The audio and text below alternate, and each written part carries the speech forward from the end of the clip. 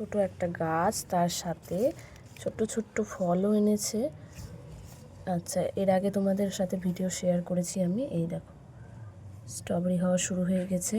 কিন্তু আসল কথা হলো আমাকে এটাকে বাঁচাতে হবে, না হলে বাদরের হাত থেকে আমি রক্ষা পাবো না। কারণ এখান থেকে আরও ছোট ছোট ফুল আসছে এত ছোট গাছে। অনেকে বলে যে গাছে ফল আসছে না, কই, আমার তো এটা নতুন, এটা আমার চারা থেকে তৈরি, এটাতে তো আমার ফল চলে এসেছে। আসলে যত্ন কিছু প্রয়োজন আমাদের এই গাছগুলোতে, যত্ন ছাড়া কিন্তু কোনো কিছু সম্ভব না। আমাকে এটা আলাদা জায়গায় সরিয়ে রাখতে হবে, না হলে আমাকে এগুলোর উপরে নেট দিতে হবে, তবেই আমি এগুলো বাঁচাতে পারবো, তাছাড়া বাঁচাতে পারবো না। আর এখানে আমার আরও একটা গাছ আছে, এটাকেও সরাতে হবে।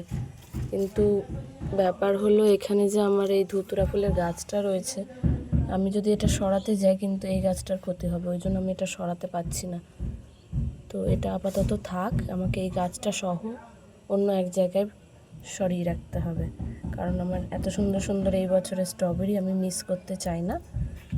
তো স্ট্রবেরি অবশ্যই বড় হলে, পেকে গেলে তোমাদের সাথে শেয়ার করব। আরও যেগুলো মাদার প্ল্যান্ট রয়েছে, এটা তো তার চারা রয়েছে, মাদার প্ল্যান্টগুলোতেই কিন্তু ফুল দেরিতে এসেছে। আমার এই চারা গাছটাই আগে ফুল এসেছে, তাও আবার এত ছোট গাছে ফুল চলে এসেছে, আমি ভাবতে পারিনি। ফুল তো এসেছে, তার সঙ্গে ফলও এসেছে কিছুদিনের মধ্যে।